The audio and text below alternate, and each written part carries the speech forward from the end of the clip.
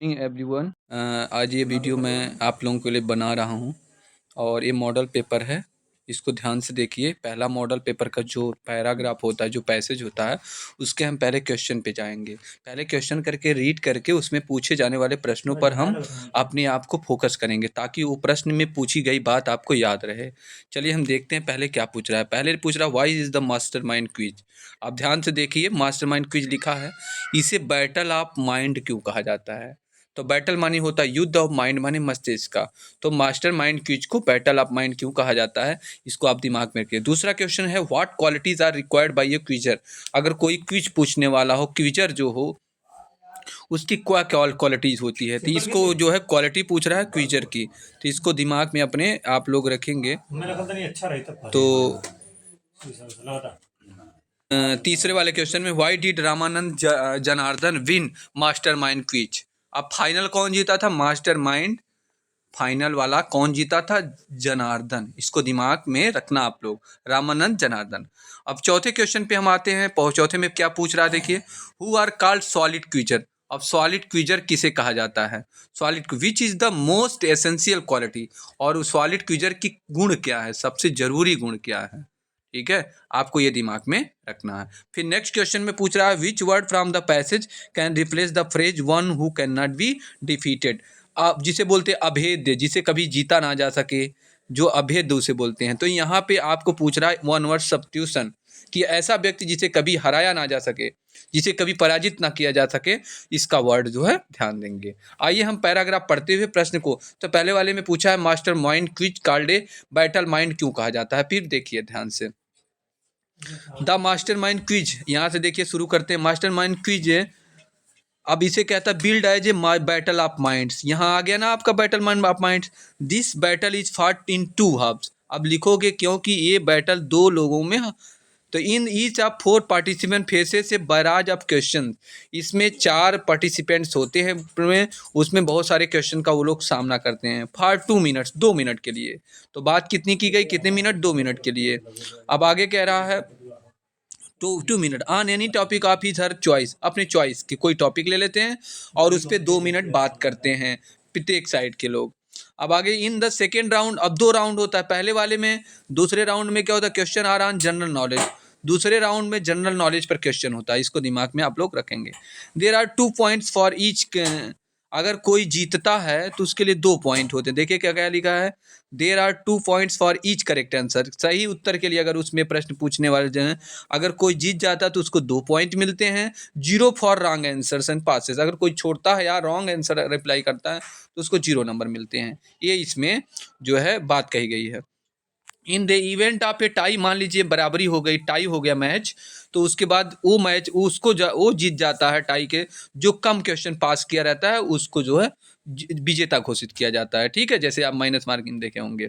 This years master mind final was one by. अब इस वर्ष का जो मास्टर माइंड फाइनल था उसको कौन जीता था? रामानंद जनार्दन जीते थे। तो इसको दिमाग में रखना, रामानंद जनार्दन। और उसके बाद क्या कह रहा है, वो कितने वर्ष के थे? 22 वर्ष के थे। कौन थे? सॉफ्टवेयर इंजीनियर थे। कहाँ से थे? पुणे के थे। तो रामानंद जनार्दन, ये जनरल नॉलेज का भी क्वेश्चन है। 22 वर्ष के सॉफ्टवेयर इंजीनियर पुणे के थे, वही विजेता थे। अब देखिए ध्यान से, जनार्दन, जनार्दन ए 20 ईयर। अब देखो Janardan and had Agatha Christie. अब देखो उनके पास नॉवेल किसका था, तो आप देखे होंगे अगाथा क्रिस्टी दिया है। तो नॉवेल का नाम क्या है? Tommy and Tuppence. तो टॉमी और टुपेंस कौन लिखा है? Agatha Christie. तो जनार्दन के पास रहा करता था। Novel size is specialist topic. अब आगे देखिए, he even knew that Tommy used. अब यहाँ कह रहा है कि Tommy used asafoetida to create a sting in his room. ठीक है, एसोफिटिडा मतलब एक तरीके की हींग होती है। हींग जानते होंगे, गांव में बिकती है और एक प्रकार से लोग बहुत ही कीमती भी होती है। हींग, हींग याद रखिएगा। देर तो एसोफिटिडा बोलते हैं। There are of course all sorts of quizzer. बहुत प्रकार के क्विजर होते हैं। द डायरी टोटिंग, डायरी लिए रहते हैं। मनोरमा ईयर बुक लिए रहते हैं, डायरी लिए रहते हैं। Variety will typically prepare of contest by. अब लेकिन वो प्रकार के टिपिकली जो चला आ रहे contest studying, he knows that the best question, वही जानते हैं कि सबसे अच्छा बेस्ट क्वेश्चन वही है जिस पे वाह वाह लोग करें, ठीक है, वाह वाह, ऑलवेज रिपीटेड, बार बार रिपीट हो, ही सॉलिड क्यूजर, वही जो है सॉलिड क्यूजर कहलाते हैं, because he knows the obvious, क्योंकि उन्हें क्लियर मालूम होता है।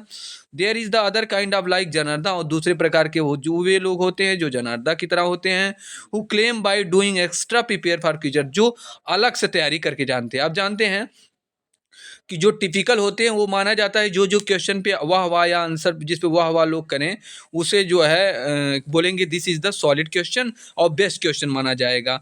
लेकिन जनार्दना तो जो थे वो अन्य प्रकार के, वो अलग प्रकार के एक्स्ट्रा प्रिपेयर करके गए थे क्विजर के लिए। आप जानते हो जो अच्छा प्रिपेयर करेगा वही जीतेगा। आगे, they read the papers and magazines, way paper और मैगजीन तैयार करते हैं, रीड करते हैं। वॉच टीवी देखते हैं। कौन? जनार्दना, रामानंद जनार्दना। तो क्या करते हैं, ध्यान से उनकी एक्टिविटी हॉबी देख लीजिए क्या क्या करके गए हैं। तो प्रिपेयर मैगजीन्स एंड टीवी देखते हैं और क्विज तैयार करते हैं और उन्हें एंजॉय उसमें रखते हैं। क्यूरोसिटी इज द, अब इसमें कह रहा किसी भी चीज़ के लिए, जैसे आप पढ़ रहे हैं और मेरी लाइव पढ़ रहे हैं या इसको आप अटेंड कर रहे हैं, तो क्यूरियोसिटी आपकी आपको महान बनाएगी। तो सबसे बड़ी क्वालिटी क्यूरियोसिटी होती है, क्वालिटी ऑफ क्यूजर की। ये प्रश्न में उत्तर दिया, अभी सब पता चल जाएगा।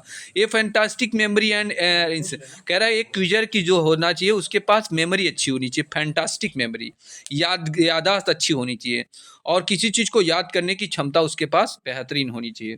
And for master mind at least, और प्रत्येक मास्टर माइंड होना चाहिए कि स्पेशली सब्जेक्ट इज क्रिटिकल, जो सब्जेक्ट है उस पर क्रिटिकल थिंकिंग होनी चाहिए। इन दिस ईयर्स जनार्दना टूक एन अनअसाइबल लीड, अब देखा इसमें लिखा गया इन दिस ईयर्स इवेंट, इस इवेंट में, इस वर्ष जो किया गया इवेंट आयोजन किया गया उसमें जनार्दन ने अपने स्पेशलिस्ट राउंड में बहुत अधिक बढ़त ले ली और जिसके कारण से वो विजयी हुए। तो पहले वाले में देखो क्या कह रहा है, why is the mastermind quiz called is battle of mind, तो उसका आंसर यहाँ है, देखिए the master mind is billed as by, ठीक है, लिखोगे बिकॉज इसमें दो प्रकार के लोग होते हैं, दो हाफ होते हैं। प्रत्येक लोग क्या होते हैं, बहुत सारे क्वेश्चन किए जाते हैं for 2 minutes on any topic of his her choice. In the second round question are general knowledge. तो आप ये यहीं से, तो आप ये जो है पूरा लिख दे सकते हैं, ठीक है, तो आप इसको दिमाग में रखेंगे। चलिए आगे देखते हैं, दूसरा प्रश्न में क्या उत्तर पूछ रहा है, सॉरी,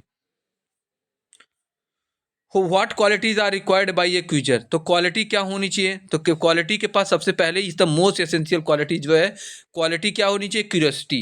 तो लिखोगे द मोस्ट एसेंशियल क्वालिटी, यहाँ से लिखोगे the most essential quality for a quizzer is his curiosity. किसी भी क्विजर के लिए जो सबसे जरूरी गुण है, क्वालिटी है, वो उसकी क्यूरियोसिटी होती है। आपको दिमाग में इसको लेके बढ़ना होगा, आगे देखना पड़ेगा। Why did Ramanand Janardan win master mind final, अब देखो आपको कह रहा है क्यों जीत गए, तो आपको बताया कि उनके पास क्या रहता था, अभी हम नावल बताए थे, आगास्ता क्रिस्टी का नावल टॉमी एंड टुपेंस है वो रहता था। साथ ही साथ आप देखो यहाँ पे दिया है नावल है स्पेशलिस्ट टॉपिक, हाँ, use to create a sting in his poem, they are the sorry, उनके पास और क्या रहता, दे रीड प्रिपेयर। अब देखो क्यों जीते, वे पेपर्स पढ़ते रहते थे, मैगजीन पढ़ते रहते थे और टीवी देखते थे और ये पूरा इंजॉय करते थे। उनके पास एक अच्छी मेमोरी थी और क्यूरियोसिटी थी, इसलिए उन्होंने क्या किया, तो यहाँ हो जाएगा Ramanand win master mind final because he reads the papers, magazine, TV, and he has a special type of knowledge named Tommy and space, ये ध्यान दीजिए। और आप लिखो more over he has a good curiosity, ये इसका आंसर हो जाएगा। चौथे में हु आर कॉल्ड सॉलिड क्वीचर, और कह रहा है इसमें सबसे सॉलिड क्वीचर किसे कहा जाता है, तो which is the most essential quality of a creature, और कह रहे हैं कि एक क्वीचर की सबसे एसेंशियल क्वालिटी क्या होती है, तो मैंने अभी बता दिया। एसेंशियल लिखोगे यहाँ पे, विच क्या केवल लिख दो क्यूरियोसिटी, यहाँ क्या लिख दोगे, ये वाला वर्ड ला के रख दो, बन गया। अब उसके बाद क्या यहाँ हो जाएगा, curiosity is the most essential quality of a quizzer. अब फिर देखो आगे क्या रहा, who are called solid quizzer. अब हमने सॉलिड क्विजर एक जगह देखा था, चलिए हम सॉलिड क्विजर के पास जाते हैं और उस सॉलिड क्विजर को देखते कहाँ है, सॉलिड क्विजर कहाँ आया था। हाँ, सॉलिड क्विजर को हम लोग खोजते हैं, ही सॉलिड क्विजर। अब देखो यहाँ पे दिया है, साफ साफ दिया है, ही ने नोज, यहाँ दिया है he knows that the best question the one that get the वाह वाह are always repeated, he is a solid question. तो आप लिखोगे ही नोज दैट, यहाँ से आप लोग इसका आंसर पहले वाला, he knows that the best question that once that get the वाह वाज ऑलवेज जो है repeated he is a solid quizzer. तो यहाँ दे दिया, पहले का ये लिख दोगे, दूसरे में हमने कहा curiosity is the most essential quality of a quizzer. पांचवें में पूछ रहा है बेटा अनअसाइबल, देखो आया था एक वर्ड, वही हो जाएगा पांचवे का आंसर इसमें। तो अनअसाइबल उसको कहते हैं जो अभेद्य हो, जिसे कोई हरा ना सके, जिसे कोई हरा ना सके उसे कहते हैं अनअसाइबल, असाइबल लीड या अनअसाइबल। तो हम यहाँ लिख भी देते हैं, यू एन आएगा, फिर ए है, फिर एस यस ए आई, उसके बाद क्या है L A B L E, unassailable. अब आगे देखिए, फिर देखिए क्या नाम है, which from the passage mean the same as collection. अब कलेक्शन का क्या होता है, बैटल ऑफ माइंड्स भी हो सकता है और कलेक्शन का होता है मैं खोजता हूँ। चलिए प्रिय बच्चों, अब अगला क्वेश्चन जो आपका है, which word from the passage mean the, यहाँ कलेक्शन का मतलब बैराज होगा। आप एक बार ध्यान से पूरा पढ़िएगा, मुझे इस समय यही लग रहा है बैराज होगा, तो आप इसको ध्यान दीजिए, बैराज है ना। Which word the from the passage mean the same as smell. अब स्मेल का मतलब होता है बेटा स्टिंक। अब देखो यहाँ पे दिया था कहीं, तो इसका हो रह जाएगा स्टिंक, यहाँ देख लो। तो इस तरीके से आप लोगों का क्वेश्चन हो गया। फिर से मैं पांचवें का बता रहा हूँ, पहले का अनअसाइबल जो आपको यहाँ दिखा, ठीक, इसको लिखेंगे आंसर में। दूसरे का पूछ रहा है कलेक्शन, तो कलेक्शन का आंसर आप बैराज को लिखेंगे। और फिर तीसरा इसमें the same as smell, smell का मतलब क्या होता है, इसको हम जो बता रहे हैं स्टिंक, तो यहाँ पे यहाँ है ये, यहाँ देखो, तो तीनों का आंसर हो गया। अब आइए, write an article on any one of the following topics about 100 and 150 metres. तो you are to write the an article based on women. तो आप लिख सकते हो वीमेन आर द, वीमेन का आप हमने बताया था आपको, लिख डब्ल्यू फॉर वर्ड, पहले लिख दो literal meaning of the word. तो इस each and every single letter of the women you can describe them. W for word, O for origin, R for, तो हाँ, उसके बाद क्या नाम है word, R for food, E for energy, or N for nectar. So you will describe every single letter of women. W for word, O for virgin, M for motherhood, E for energy, or N for nectar. You will describe according to this, and you will put your problem in front of the in the question paper, which generally today nowadays women are facing. जो महिलाएं आज face करें उन समस्याओं को आप उसमें दर्ज करेंगे, लिखेंगे। और you will give your point of view, what you think about women, how the problem of women can be solve, what are the issues in the society, everything you will mention. You will also give the name of different sectors. You can take the name of Mayawati. You can take the name of Sarojini Naidu. You can take the name IPS, first IPS officer Kiran Bedi, Sunita William, Kalpana Chawla और Indira Gandhi. There so many women in the world. You will put, you will give in the, you will write in the question paper, in the answer sheet, because it's very necessary. You are to take, you are to give examination, you are to give example, so that you may prove your point. The more you give the fact, the more important, the more ठीक है good answer you write. Now see importance of cleanness, सफाई। गांधी जी ने कहा था importance of cleanliness के बारे में, cleanliness is next to God, मतलब सफाई ईश्वर के बात है। तो सफाई इज वेरी ज़रूरी है, बहुत ज़रूरी है। Cleanliness is very important, very very important. If you are keep yourself clean, definitely your mind will become clean, your heart will become clean, any kind of disease will not touch you. कोई भी किसी प्रकार की बीमारी आपके को touch नहीं करेगी, ठीक है। आप ये भी बताओगे 2 अक्टूबर 2015 या 14 में आपकी स्वच्छ भारत मिशन की शुरुआत हुई थी। I am not confirm, but you will, ठीक है, Google and you will find the answer what is the correct, ठीक है। स्वच्छ भारत मिशन, और प्रत्येक दिन साफ सफाई का रखे ध्यान, आपको बताता है कि हम डेली की एक्टिविटी में भी साफ सफाई का ख्याल रख सकते हैं। तो अगला देखो, यूथ इन नेशनल डेवलपमेंट। आप जानते हो जिस ओर जवानी चलती है उस ओर जमाना चलता है, ठीक है, who is the leader of this nation, अगर ये पूछा जाए इस राष्ट्र का, नेशन का कौन लीडर है, you will definitely say the youth are the leader of the nation, आप लोग लीडर हैं, बच्चे हैं। और what, you are the future policy maker, आप भविष्य में नीति निर्माता है, you will become IAS officer, you will become PCS officer, and you will decide the future, you will decide the policy of India, you will make the world beautiful. If you go in the right direction, if youth goes in the right direction, definitely India will become heaven. So our any kind of any development of any the development of any country depends on the youth, जवानी पर depend करता है, लोगों की, वहाँ के युवा पर। ये सारी चीज़ें बातें आप लिख सकते हैं। अब मैं क्या बताऊँ, आगे आप लोग चालाक हैं। अब अगले क्वेश्चन पे चलते हैं। Write a letter to the editor of a newspaper. अब आपको इल इफेक्ट जो है वीडियो गेम का आजकल आ रहा है, सब वीडियो बना रहे हैं यूट्यूब पर, कोई पैसा नहीं कमा रहा है, everybody is making video, you are creating video, I am creating video, everybody watching reels, everybody watching, ठीक है, shorts in the G, they begin their day with shorts, they end their day with, वे अपने दिन की शुरुआत भी short से कर रहे हैं, रील से कर रहे हैं, they end their day with reels, reel से देख रहे हैं। When they are going on the bed, जब बेड पे सोने जा रहे हैं in the bed, they watch reels, then they sleep, when they get up early in the morning, they watch reels, they watch shorts, they sleep. तो what is the effect video games, our eyes will become, ठीक है, our eyes will become, ठीक है, very irritating, बहुत ज़्यादा irritating हो जाएंगे, because you know that if our eyes will become, ठीक है, weak, तो बताओ इसको वीडियो गेम, हमारे जीवन ही अनर्थ हो जाएगा। Everybody is struggling, everybody is struggling, everybody watching.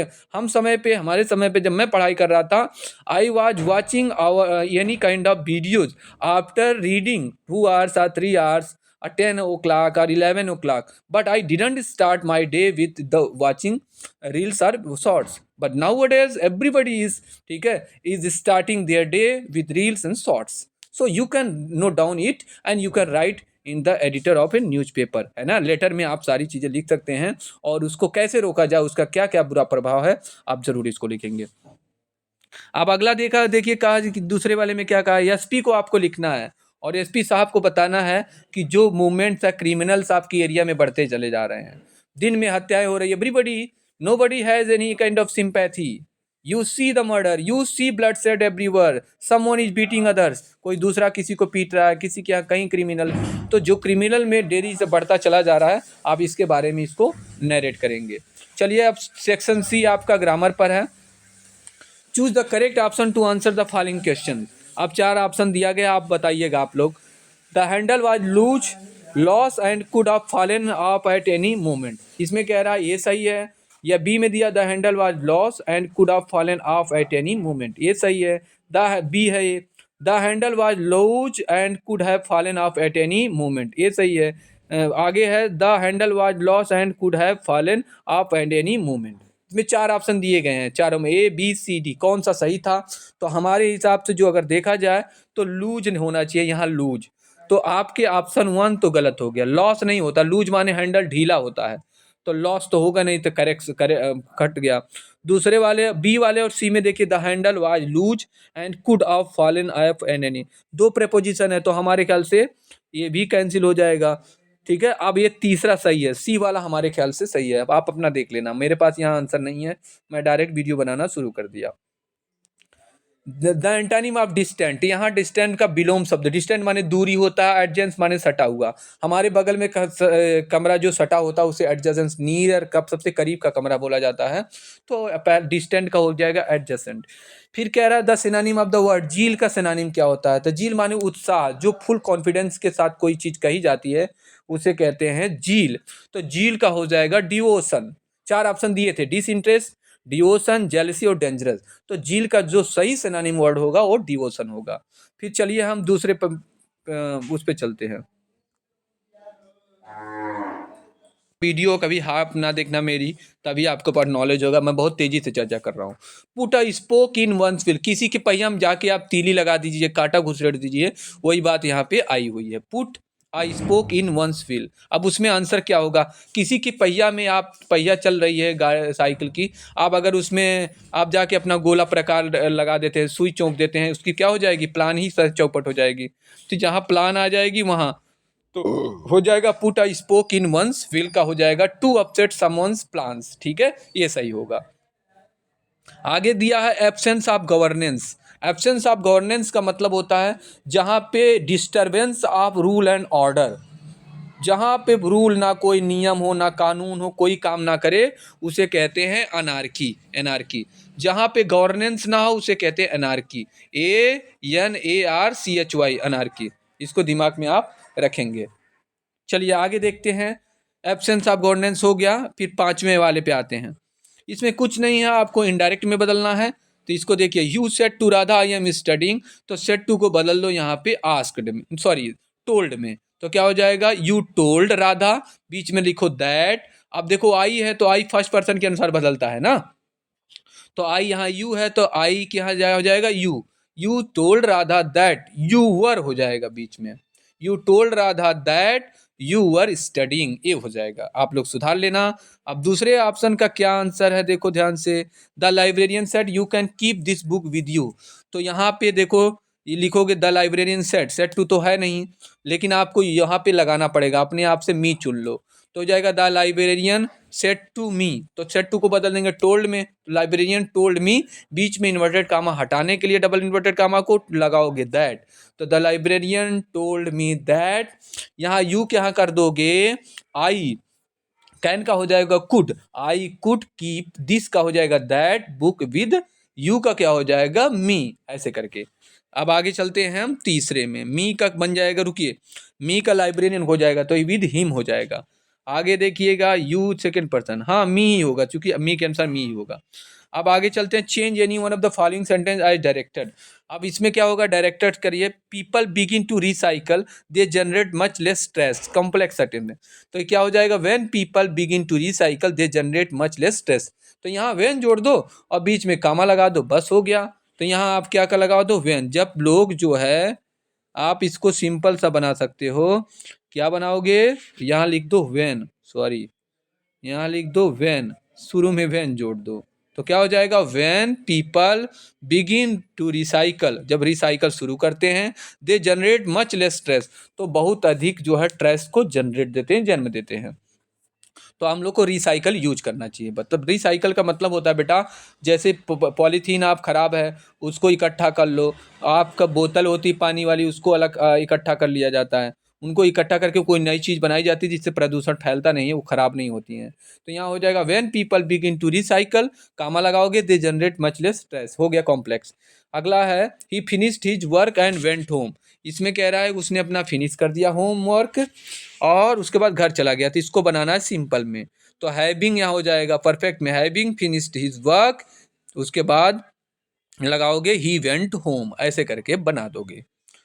अब आगे चलो, change any one of the following sentences as directed. Mister Verma is the wisest man in the company. अब सिंपल सा आपको एक चीज तो लिख के, एज वेल, एज और करके ऐसे आता है, एज एंड एज करके आता है। तो आपको इसको बनाना है, तो आप पहले mister Verma is the wisest man in the company, तो हो जाएगा नो अदर, पहले से जोड़ोगे नो अदर, अपने से लिखना पड़ेगा, क्या लिखोगे, नो अदर। तो लिखोगे क्या, हाँ नो अदर, तो नो अदर लिखोगे, नो अदर, और नो अदर के बाद इज, नो अदर इज। अब क्या हो जाएगा, सो वाइस, क्या लिखोगे, सो वाइस एज, लिख दोगे मिस्टर वर्मा, ऐसे करके आप बना दोगे इसको पॉजिटिव में। आगे है, no other is so voice man wise, no other is so wise man in the company as mister Verma, ये बना दोगे। Even a large ant may kill a big elephant, इसको पैसिव वॉइस में बदलना है, तो आप लिख दोगे ये देखो इसमें क्या होता है, पैसिव वॉइस में जो है, जो ऑब्जेक्ट होता है वो एक्टिव में क्या बन जाए, जो है जो ऑब्जेक्ट होता है वो सब्जेक्ट बन जाता है, तो क्या हो जाएगा, आ बिग एलिफेंट, ये क्या बन जाएगा, इधर आ जाएगा, तो आ बिग एलिफेंट, उसके बाद क्या हो जाएगा, मे बी किल्ड, इसका हो जाएगा आ बिग, ये बन जाएगा इसका सब्जेक्ट, तो ये हो जाएगा बिग एलिफेंट, उसके बाद क्या हो जाएगा, मे बी हो जाएगा, तो हो जाएगा मे का मे बी बन जाता है, may be killed, may be killed, क्या हो जाएगा, a big elephant can be killed, ठीक है, हाँ, बाई इवन ए लार्ज एंट, ऐसे करके बना दोगे, ठीक है, पैसिव में बन गया। अब correct any one of the following sentences, इसमें सही करना है। देखता हूं क्या इसमें होता सही। Each of the player performed well in the match, तो यहाँ प्लेयर को कर दो प्लेयर्स, कभी भी देख लेना ईच ऑफ लिखा है, ऐसे जुड़ा हुआ कोई चीज आएगा तो आप वो प्लूरल में रहेगा, तो यहाँ प्लेयर का क्या हो जाएगा, प्लेयर्स, तो हो जाएगा each of the players performed well in the match. क्या बन जाएगा यहाँ, आप प्लेयर को क्या कर दो, सिर्फ प्लेयर को कर दो प्लेयर्स, समझ गए आप सभी लोग, प्लेयर को प्लेयर्स कर दो। फिर दूसरा है moon did not appear in the sky for several days in the rainy season, तो मून के यहाँ क्या लगा दो बेटा, द मून लगेगा, द सन होता है, सूर्य चंद्रा चांद सितारे सबके आगे दा लगता है, हो गया। फिर आगे है अडेप्ट, पहले use any one of the following prayers of words in your, अपने सेंटेंस में यूज करके उनकी मीनिंग को क्लियर करना है। तो अडेप्ट माने क्या होता है, वी अडेप्ट मतलब अकॉर्डिंग टू द सिचुएशन, पहले का हो जाएगा। दूसरा वी अडॉप्ट, लिखोगे वी अडॉप्ट बहुत सारी चीजें, बहुत सारे मेनी वर्ड्स फ्रॉम इंग्लिश या many words from Japanese language, हम बहुत सारी गोद या Hindi adopted many words from Japan, Japan से बहुत सारे शब्द ली है हिंदी, ठीक है। इंग्लिश भी बहुत सारी शब्द ली है फ्रेंच से, तो अडॉप्ट हो जाएगा। तो इंग्लिश द, ठीक है, English has adopted many language many words from French language, ऐसे करके बनाओगे। पहला कैरियर है आपके कैरियर संबंधित, तो दूसरा कैरियर साइकिल वाला है। तो आई परस्यू माई कैरियर, लिखोगे I want to pursue my career in medical sector, दूसरे वाले को करोगे there is no career in, ठीक है, ऑन माई साइकिल, मेरे साइकिल में कोई करियर नहीं है। अब आगे देखिए ये वाला 6 वाला, किसी जापानी दार्शनिक ने कहा था, इसका हम बनाए हैं, तो हो जाएगा some Japanese the, a Japanese या सम भी लिख सकते हो, a Japanese philosopher said, had said, क्या कहा था, हाथों की अंगुलियों के सहारे एक दिन हम सारे संसार पर विजय प्राप्त प्राप्त कर लेंगे, तो क्या हो जाएगा, वी शैल ओवरकम, ठीक है, we shall overcome all over the world, हम पूरे संसार को क्या करेंगे, जीत लेंगे, with our fingers one day, अपने हाथों के सहारे एक दिन। आगे जापान वासियों ने आज इस कथन को सत्य करके दिखा दिया, तो क्या लिख दोगे, द जापानीज, जो जापान वासियों, जब जापानीज है proved it to be truth, इसे सत्य करके दिखा दिया है। फिर अमेरिका जैसा देश भी जापान से पिछड़ने लगा है, तो लिखोगे the country like America is even getting behind today from Japan, आज जापान से पिछड़ रहा है। इसका कारण है जापानियों की निरंतर कार्य करती उंगलियां, लिख दोगे the reason, this reason, the reason of this, इसका कारण है कि जापानी, तो लिखोगे जापानीज इज वर्किंग कंटिन्यूअसली, ठीक है, the Japanese is working continuously, इस तरीके से आप, या the fingers of Japanese is continuously working, ऐसे करके बना दो। उनकी उंगलियों में छिपा है सफलता पाने का मूल मंत्र, तो लिखोगे the key of their success, ठीक है, is hidden in their fingers, उनकी उंगलियों में छुपा हुआ है उनके सफलता पाने का मंत्र। वो क्या है, लगातार परिश्रम, कंटिन्यूअस, ठीक है, लेबर, ठीक है, वर्क हार्ड, ठीक है, कंटिन्यूअसली, परिश्रम के बल पर ही व्यक्ति इच्छित वस्तु को पा सकता है। तो क्या हो जाएगा, थ्रू द वर्क हार्ड, परिश्रम के बल पर क्या हो जाएगा, through the work hard a man can get their desired things, किसी, ठीक है, आगे हो जाएगा परिश्रम के बल पर ही व्यक्ति विकास की ऊंचाइयों पर पहुंच सकता है, तो लिख दोगे through the work, through the work, through the hard work a person can touch the height of the development, तो लिखोगे थ्रू द हार्ड वर्क माने परिश्रम के बल पर, या विद द हार्ड वर्क परिश्रम के बल पर, a person can touch the height of the development, विकास की ऊंचाई को पा सकता है, तो ये हो गया। अब आगे हम चलते हैं क्वेश्चन नंबर 7 पर। हाँ, ये सेक्शन जो है केवल 12 के लिए इंपॉर्टेंट है, इसलिए ध्यान देना 12 वाले। Answer of the following question in about 40 words, आपको कह रहा है Gandhi opposed to C a Andrews helping him Champaran, क्यों कह है, गांधी जी कह रहे थे कि we don't need to suggestion to take, we don't need the suggestion of others, मेरे उनके बल पर हमें अपनी आज़ादी प्राप्त नहीं करना है, तो लिखोगे Gandhi ji wanted to, get on his own, to stand on his own. Gandhi ji चाहते थे जो इंडियन हो खुद के बल पर खड़े हों, किसी के दूसरे का सहारा ना। सो ही रिजेक्टेड, इसलिए वो अपोज किए। सो ही अपोज, ठीक है, द प्रपोजल, द हेल्प, ठीक है, जिसे लेना था C.F. एंड्रू के द्वारा। सो ही अपोज, इस तरीके से लिखोगे। What conclusion did the in iron master reach when he heard that the crofter had been robbed by the peddler? क्या कंक्लूजन, क्या निकाला, क्या निष्कर्ष निकाला आयरन मास्टर जब उसने सुना कि क्रॉप्टर को जो है पेडलर के द्वारा रॉब कर लिया गया है? आप देखते हो अपने, तो वो सोचा, he guess that he was on the way, वहाँ था, ही वेंट टू द, कहाँ गया था, he had gone to the church, church गया था, कैथेड्रल गया था। He was thinking that definitely peddler, ठीक है, वुड हैव स्टोलन, जो चुरा हो लिया होगा, क्या would have stolen the things, the material, the spoons of silver, उसके घर पे है, डेफिनेटली वो चुरा लिया होगा। उसने ये कंक्लूजन निकाला, क्योंकि उसने क्या किया, क्रॉप्टर को जब सुना कि वहाँ पे कैथेड्रल पर, कि उसने वो जो है उसका पैसा चुरा लिया है, 30 क्रोनर। आगे है फिर, how is the Sophie different from Jhansi? इसमें कह रहा है जो सोफी है वो झांसी से डिफरेंट किस प्रकार के है। अब you know that Sophie is emotional, Sophie is lost in the imagination, हवाई फवाई देखती है, is not thinking on ground, जमीन पर होकर नहीं सोच रही है। तो ये हमेशा जान लो, जो इंटर में पढ़ते हैं, BA में पढ़ते हैं, वे हमेशा कहेंगे हम 4 व्हीलर लेंगे, हम थार से चलेंगे, हम झूमर लगवा देंगे, हम झामर लगवा देंगे, हम ऐसे कर देंगे, हम ये करेंगे, वो करेंगे। उन्हें तब पता चलता है जब वो ग्रेजुएशन कंप्लीट कर लेते हैं, बड़े हो जाते हैं, तब पता चलता है कि पैसा कैसे आता है, रुपया पैसा कितनी परिश्रम से आता है, और जितने आसानी से वे सोचे होते हैं उतने आसानी से होता नहीं है। तो सोफी कुछ इस प्रकार से हमेशा हवा हवाई में सपना देखती है, जबकि झांसी ऐसा नहीं। तो आप जाओ, Jhansi is realistic, realistic approach रखती है। सोफी कैसा अप्रोच रख रही है? Sophie has a imaginative approach, एक imagination.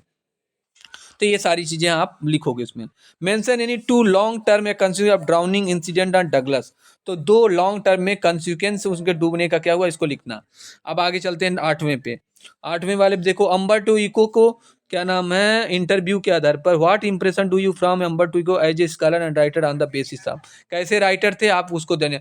He touches the medieval themes, he touches the medieval themes, medieval history. He touches the metaphysical metaphysics.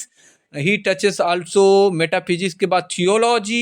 So the knowledge Umberto Eco as a scholar gain, जो gain किया, ये सारी चीजें उनके पास अच्छा impression था। He did not follow the forefathers, वे पहले की तरह नहीं लिखते हैं। He has his own style, उनके पास खुद की अपनी स्टाइल है। वे किसी को जो है अपनी, उन्होंने जो पहली की परिपाटी थी, आपने देखा होगा, लीक पर वो चले जिसके पांव थके और हारे, तो उन्होंने अपना अलग राइटिंग स्टाइल लिखना शुरू किया। परंपरागत जो राइटिंग थी उसको छोड़ दिया, अपने हिसाब से अपना। और उनकी राइटिंग में, हिज राइटिंग वाज प्लेफुल, बहुत ही विनोदपूर्ण थी, ह्यूमर था, बड़ी ही आनंदमय थी, इसलिए इसमें लिख सकते हो। अब आगे देखो, our native language is part of our culture, we are proud of it, how does the presence of village builders in the classroom MML। हमारी आवर नेटिव लैंग्वेज, हमारी मदर टंग होती है, वो हमारी लैंग्वेज होती है, तो हमें अपनी मदर लैंग्वेज को हमेशा बचा के रखना चाहिए। It has the power to get, ठीक है, to get free any country when any country is made slave, जब किसी एनस्लेव कर लिया जाता कंट्री को, अगर भाषा जीवित रहती है तो एक दिन वो भाषा के रूप में अपनी पहचान बना के वो आज़ाद कर सकते हैं अपने देश को, ये कहा गया है MML के। अब रीड को करना है आपको अगला। When aunt is dead, her terrified hands will lie, still ringed with ordeal she was mastered by the tigers in the panel that she made. अब will go on prancing proud and unafraid, आपने पढ़ा होगा।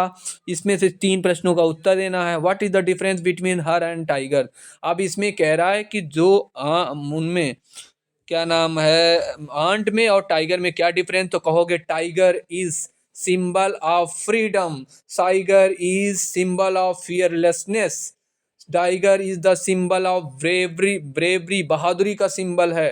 Tiger is, tigers do what he want, tiger जो चाहता वो करता है। Tigers want what they want, do what they want, जो चाहता वो करता है। But ant is here portrayed as the, ठीक है, गुलाम की तरह दिखाई दे रहे हैं.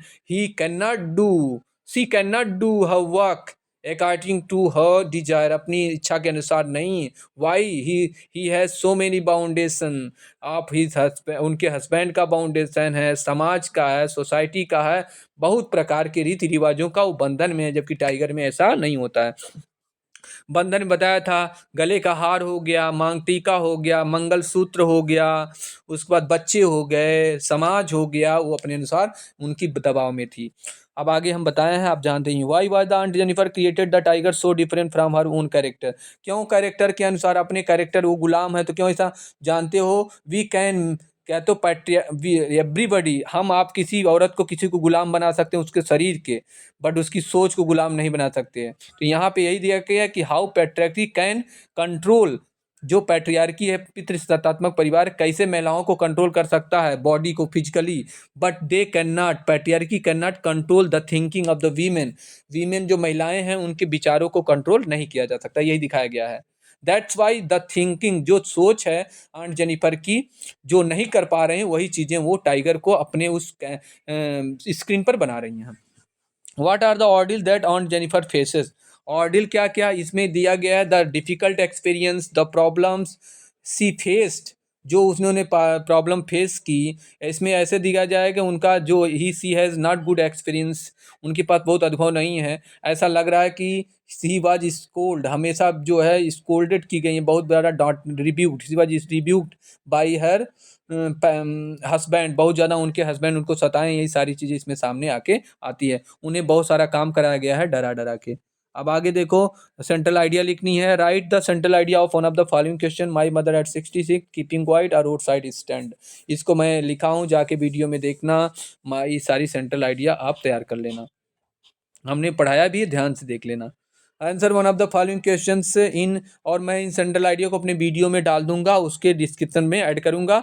आप सभी की सेंट्रल आइडिया वहां से गेट कर सकते हैं, पा सकते हैं. 11 वाले में देखो, answer the following question in about 40 words each. 40 शब्दों में आपको इसका आंसर लिखना है. In what scene sense is the friendship between mister Lamb and Derry pro.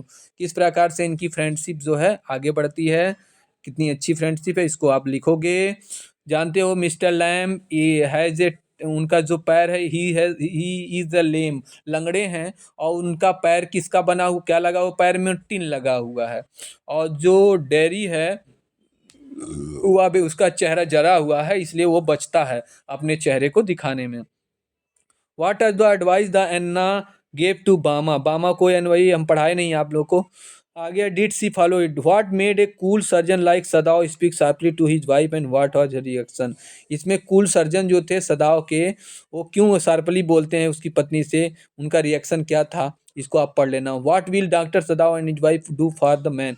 Man को क्या करती हैं, उस जो आदमी को, अमेरिकन सोल्जर को बचाती हैं, और बचा के फिर उसके बाद उसको, उसका जीवन बचाती हैं, उसके बाद जो है उसको वहाँ से भगा देती हैं अपने देशभक्ति के. डॉक्टर का क्या क्या होता था, best duty, the duty of a doctor primarily, ठीक है, the primary duty of, primary और duty of a doctor is to save the patient.